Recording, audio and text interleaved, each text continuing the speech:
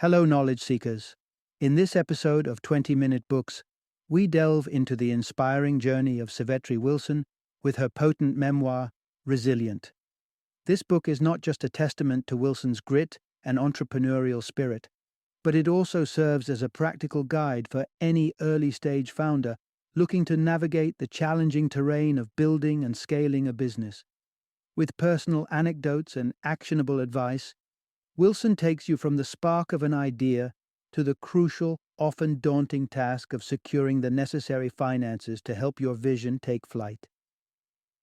As a trailblazing figure in the world of startups, Sevetri Wilson's experience is invaluable. Her accomplishments include launching 2 companies from the ground up, becoming the first Black woman in New Orleans to have raised over $1 million in venture capital, and being honored with the prestigious Jefferson Award for Public Service in 2010.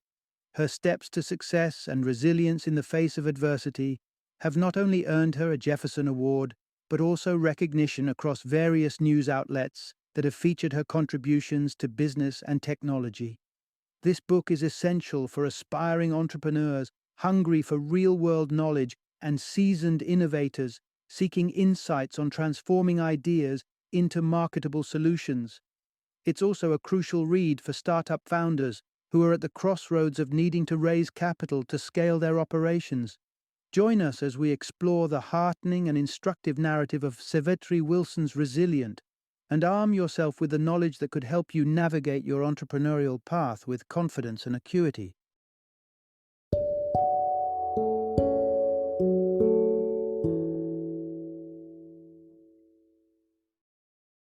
Resilient: How to Overcome Anything and Build a $1 Million Business with or Without Capital. Introduction: Ready to conquer the business world? Learn to establish a successful venture even on a tight budget. Ever conceived a groundbreaking product idea that you believe would capture the market by storm? Or perhaps you've devised a unique service that tackles a common problem for many. Regardless of the business model you're leaning towards, you're bound to face tough decisions such as seeking investors or building an efficient team. This captivating narrative will shed light on various pathways and alternatives for your business journey, weighing their advantages and disadvantages. By gaining clarity on the optimal blueprint for your organization, you'll be one step closer to actualizing your entrepreneurial ambitions. Throughout this narrative, we'll delve into the critical component that entices investors, the hidden formula to entrepreneurial prosperity, and the uncanny similarity between investing and matrimony. Part 1. Constructing a successful business without the help of investors is attainable. As a budding entrepreneur, it's likely that one aspect overwhelmingly occupies your thoughts: finances. Questions such as how much capital will be required to transform your ingenious idea into a tangible product or service, or where to source these funds, continually resonate. The hype surrounding startups securing million-dollar investments from angel investors can make fundraising appear like the holy grail. However, that's not necessarily the sole solution. You have an alternate route: bootstrapping. Bootstrapping implies leveraging existing resources, primarily your own knowledge and a minor portion of your own finances, to handle initial expenses. This is precisely the strategy author Sevetri Wilson employed to propel her inaugural firm, Solid Ground Innovations, towards a 7-figure turnover. And depending on the kind of business you wish to kickstart, bootstrapping might be your best bet too. The fundamental insight here is, it's viable to successfully develop a company without investors' aid. Entrepreneurs who bootstrap their startup enjoy numerous benefits that their investor-backed counterparts forego. Primarily, they sustain complete control over their enterprise. This implies that they're free to execute decisions without needing to conduct regular meetings with investors or provide progress reports. Moreover, founders who bootstrap hold 100% ownership of their venture, unlike those who need to divide a fraction of their equity with investors. While investors provide a larger capital infusion initially, these funds eventually need to be returned in dividends. In contrast, bootstrapping founders can retain all the generated profits. Naturally, bootstrapping isn't devoid of drawbacks. Limited capital could hamper growth, and you'd be assuming the entire financial risk single-handedly. However, if your enterprise doesn't require substantial funds and can start marketing its product or service rapidly, bootstrapping might be the most suitable path. So, how do you determine the appropriate financing method? Start by pondering over 4 questions. Can your enterprise be initiated with minimal investment? Is it feasible to begin without needing additional personnel? Is there an evident market demand for your product or service? Are you well versed in managing finances, sufficiently to curb any tendencies to exceed your budget?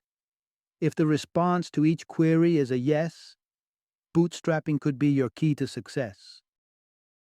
Part 2. Establishing a company requires substantial commitment, warranting careful contemplation of the personal stakes prior to commencement. If you've watched The Social Network, the movie inspired by Mark Zuckerberg's journey founding Facebook, you may have noted an essential takeaway. Possessing a brilliant idea is one thing, but having the capacity to materialize it into a profitable product is entirely another. Launching a startup or business is an enormous commitment, explaining why numerous individuals never reach this stage. It's crucial to understand that this new adventure will significantly influence almost every dimension of your life. Additionally, the probability of failure is quite high. Barely 1 in 10 startups evolves into sustainable businesses, and of these, half succumb within 5 years. Therefore, prior to taking the leap, deeply introspect whether this path aligns with your personal objectives and preparedness. The fundamental insight here is: initiating a company demands immense dedication, so deliberate on the personal implications before setting forth. Irrespective of your preference to bootstrap or raise funds, there are 3 essential elements to ponder before investing your time, capital, and energy into your business concept. The inaugural aspect involves the market. To ascertain whether a market exists for your product or service, identify your target customer profile and connect with individuals fitting this description. Engage these prospective clients in discussions about the challenges that your product aims to address. For instance, when Wilson founded her second enterprise, Resilia, her objective was to streamline reporting procedures for non-profit entities. Determine whether your product offers a unique solution. This distinctive aspect will set you apart from your competitors. Next, consider what would be required to introduce your product to the market. Would you be able to manage this task independently, or would you need to bring on board specialists such as technical experts? Calculate the minimum capital required to create a market-worthy product, including overhead costs like registering your company. Evaluate whether you're willing and able to finance these expenses independently, or if you'd have to allocate time to seek alternative funding sources. The final point to bear in mind before establishing your company is time. Time is a priceless asset necessary to shape your business and bring your product to market. So, where will you source this time from? Will your venture initially function as a part-time endeavor while you're still engaged in your present job? Are you willing to dedicate your personal time to the inception and operation of your business? The journey of a founder is arduous and often solitary, so comprehend the sacrifices you'll need to make to ensure your company's prosperity. Part 3. Outsourcing could be beneficial, but the choice of your workforce is critical. During the early stages of solid ground innovations, Wilson managed to operate single-handedly, which greatly facilitated the bootstrapping process. However, her second endeavor, Resilia, presented a contrasting scenario. Her vision was to develop a technological platform catering to charities. Despite being well-versed with her customers' requirements, Wilson lacked technical expertise. This skill gap necessitated the recruitment of a platform development team, the most economical approach being hiring freelancers. Founders often turn to freelancers to evade costs associated with salaried employees. However, freelancers might not exhibit the same level of commitment as in-house employees and will typically work remotely, possibly from another country. So, if you aim to ensure smooth collaboration, choosing the correct personnel is imperative. The core insight here is, outsourcing could be beneficial, but the selection of your workforce is critical. If you're in the early phases of your entrepreneurial journey, you might not have established a dependable network of freelancers. However, this doesn't imply that you're bound to settle for subpar performance. Various strategies can enable you to connect with proficient freelancers capable of delivering satisfactory results. Begin by utilizing a platform that filters and showcases talent, such as TopTal or Andela. With TopTal only approving 3% of applicants into its network, you're guaranteed to encounter only the finest freelancers. While their rates might be higher, the time saved filtering out unsuitable candidates could be worthwhile. Referrals offer another effective method to connect with trustworthy performers. If you lack entrepreneurial acquaintances, join communities on platforms like Slack channels or Facebook groups, where founders share resources and request recommendations. It's important to realize that employing freelancers through these channels implies that you're tapping into the same talent pool accessed by other companies. If the volume of work available is considerable, attracting top talent to your project could prove challenging. Consequently, you might need to offer a higher payment or more flexible work schedule. Lastly, you could consider hiring through an agency. This option could be beneficial when striving to create your first market-worthy product. Keep in mind that the agency fee would be incorporated into the freelancer's rate, making this a costlier long-term solution. Therefore, before opting for an agency, invest time in researching reviews and communicating with their employees. Part 4. Finding investors revolves more around your persona than your product. When Wilson initiated her entrepreneurial journey, she was a 19-year-old college student who conceived the idea for an online newspaper titled Be Now, an acronym for Black News Our Way. When she shared her vision with her professor, Dr. Leonard Moore, he was immensely inspired and instantly wrote her a check for $150, enabling her to file an LLC. At that moment, Wilson was unaware that she had just secured her first investor. Even though Wilson relied on bootstrapping for Be Now and her first formal venture, Solid Ground Innovations, the experience with Dr. Moore made her realize an important fact. Establishing connections forms a fundamental aspect of raising funds. The central takeaway here is, finding investors revolves more around your persona than your product. If the realization of your product involves a team, attracting investors often becomes a necessity. You might have sufficient funds to develop your product, but you might be reluctant to shoulder the entire financial risk. Unless your startup is the talk of the town, fundraising can be an arduous journey. However, this doesn't imply that attaining the requisite funds is unachievable. You simply need to adopt a tactical approach.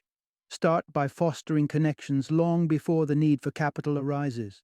This could be challenging if you're not situated in a primary startup hub, such as Silicon Valley. Nevertheless, don't underestimate your local network, irrespective of your location. Private investors, commonly referred to as angel investors, exist in nearly all cities. Once Wilson had established a proof of concept for Resilia, she started networking with investors in her home state of Louisiana. Through the relationships she nurtured, she managed to raise $400,000. Your ideal first investor is akin to Dr. Moore's role in Wilson's journey, someone who has unwavering faith in your capability to transform your exceptional idea into a successful product or service. They would trust your determination to steer your company towards success. If you lack connections with prospective investors, seize opportunities to engage with individuals who might be intrigued by your concept. Cultivate relationships with these individuals, boosting their confidence in you. Concentrate on promoting yourself, not your idea. Bear in mind that countless individuals possess remarkable ideas. Your task is to convince potential investors that you're the perfect founder to support. The subsequent section will delve into how to approach investors to attain the desired outcome. Part 5. Narrate your journey to captivate potential investors. When Wilson expressed her idea for Be Now to her college professor, she was essentially narrating a story. As a young African American woman residing in Louisiana, Wilson encountered multiple obstacles. Her vision for Be Now aimed at uniting students from two disparate communities, those from Southern University, an historically black educational institution, and those from the predominantly Caucasian Louisiana State University, which provided Wilson with a full Pell Grant. Stories possess a unique potential to pique listeners' curiosity and prompt them to act. In Wilson's situation, Dr. Moore desired to assist her by financing the legal incorporation of her business. By meticulously crafting the narrative of your entrepreneurial odyssey, you can tap into this potential to secure the seed funding you require. The essential insight here is narrate your journey to captivate potential investors. Before reaching out to prospective angel investors, devise an engaging narrative to inspire them to invest. Your story should unveil the problem you've identified, such as the lack of diverse perspectives in news reporting, and demonstrate why you are uniquely suited to furnish a solution. Rehearse your story to perfection, ensuring to maintain authenticity. While seeking funds for Resilia, Wilson realized that incorporating her personal experiences into the narrative was influential. Her solution resolved a problem she had personally encountered, implying she comprehended her prospective customers' requirements. An existing relationship with the person you're approaching is a valuable asset. If they recognize your passion for the domain your new venture aims to facilitate, they'll be confident in your ability to devise a feasible solution. If they perceive you as a competent leader, they'll trust your capability to guide a team through the ups and downs inevitable in a nascent company's journey. If these attributes coalesce in you, your investors will perceive your potential as a founder. Allow the type of relationship you share with a potential investor to direct your approach. A personal meeting might yield a more positive response from a close relative, whereas a call and subsequent email might be more suitable for an ex-college mate. If the person you're reaching out to has never been an investor, clarify the risk by informing them that they might lose their investment. This is crucial for managing the expectations of family members who decide to invest. Part 6. Consider the actual costs of every pitching opportunity. Competitions like TechCrunch Disrupt, where early-stage founders present their startups to investors, often garner a considerable amount of buzz. Winning such events not only enhances your reputation, but also lands you the capital you need to construct your product or recruit indispensable team members. However, participating in these events isn't free. Wilson, when she attended her initial pitch competition in upstate New York, had to bear her travel costs from Louisiana as well as accommodation expenses. Moments before her pitch, she was rattled by some last-minute feedback an investor provided, leading her to botch up her presentation. The entire experience ended up being a fiasco that wasn't worth the time and money she invested. The key takeaway here is, consider the actual costs of every pitching opportunity. You might deliver an impeccable pitch but still not end up winning. Wilson underwent this experience when she attended her second pitch contest, this time in her home state. The winner of this event was determined by audience votes, not a panel of judges. Despite her faultless performance, Wilson didn't win. She later discovered that the victor was a professor who had promised extra credits to his students if they attended the event and voted for him. In terms of securing early-stage funds, accelerator programs can be effective substitutes for pitch competitions. Typically running for 3 months, these programs provide founders with funding of around $100,000 to expedite their startup's growth. Founders also benefit from the guidance of advisors with diverse expertise and gain opportunities to expand their network. Participation in accelerators involves a cost, but not an upfront one. In return for their involvement, entrepreneurs must surrender 5 to 8% of equity to the organizers. They'll claim that this figure is non-negotiable, but Wilson discovered that you can quietly negotiate to reduce this percentage behind closed doors. Enrolling in an accelerator can also assist you in securing other investors. Often, the organizers will host a demo day at the program's conclusion to introduce startups to angel investors. Even if you don't obtain funding on demo day, It'll impel you to prepare all the materials necessary for your pitch, enabling you to approach other investors after the program concludes. Part 7. The real game changer for a company's success is repeatable revenue. While it's easy to get captivated by the glitz and allure of the sales arena, wining and dining prospective clients, sealing deals, and celebrating big wins, the true secret to your early business success isn't as glamorous. It comes down to a more mundane, yet critical process. The most pivotal need for your product or service at the outset is a steady, predictable income. It's crucial to understand that procedure X will result in sales result Y.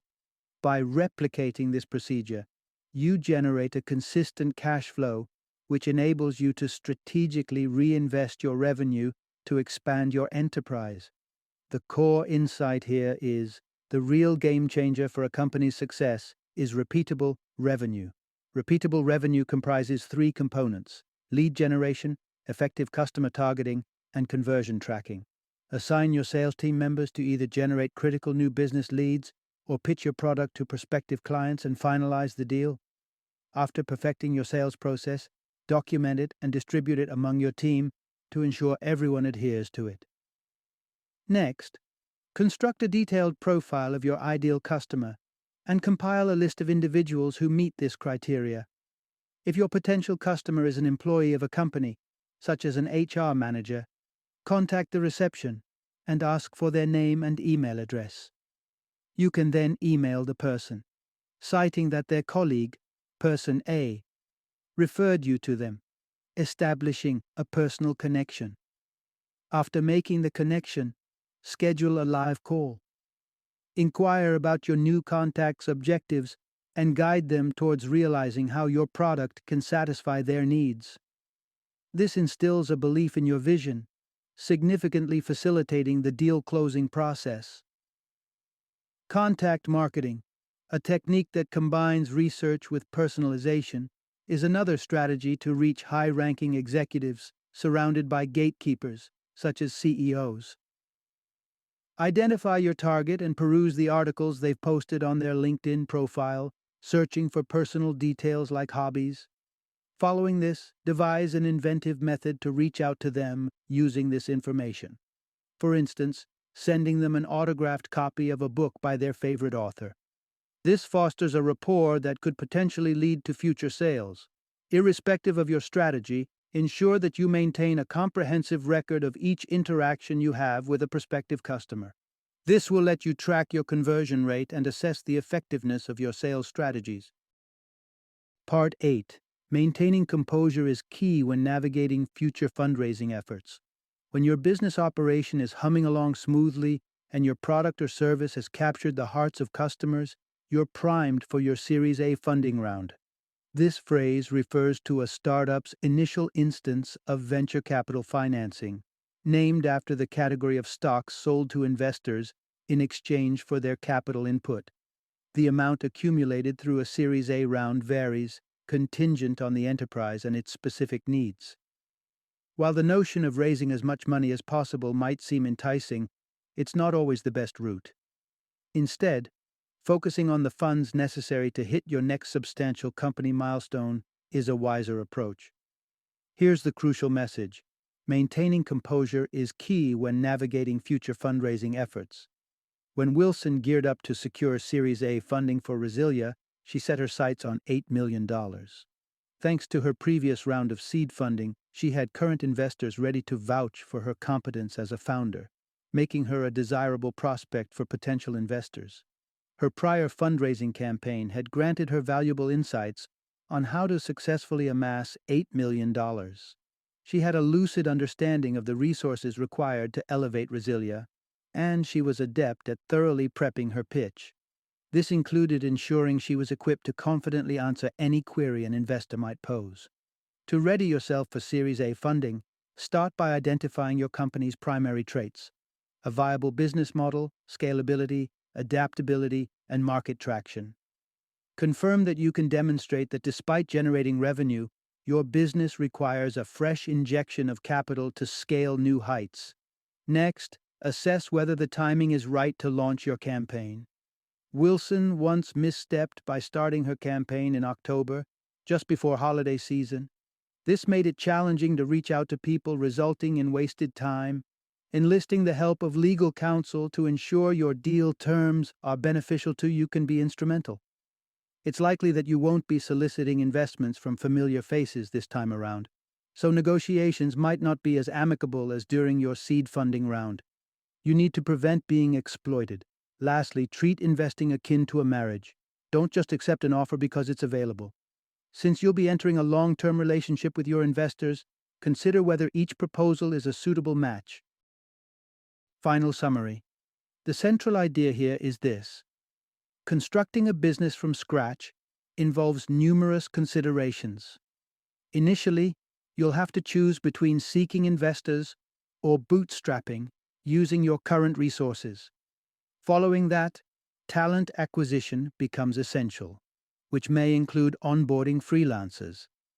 As your product or service becomes market-ready, your attention should pivot towards sales, identifying potential customers and nurturing relationships to secure sustainable business. Although the journey might be challenging, prudent business decisions can pave the way for your success.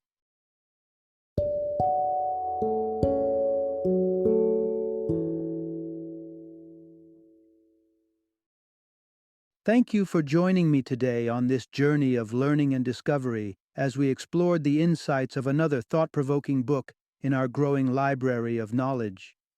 If you've enjoyed our time together, please take a moment to follow our podcast, give us a 5-star rating, and share 20-minute books with other knowledge seekers. Your support truly means a lot.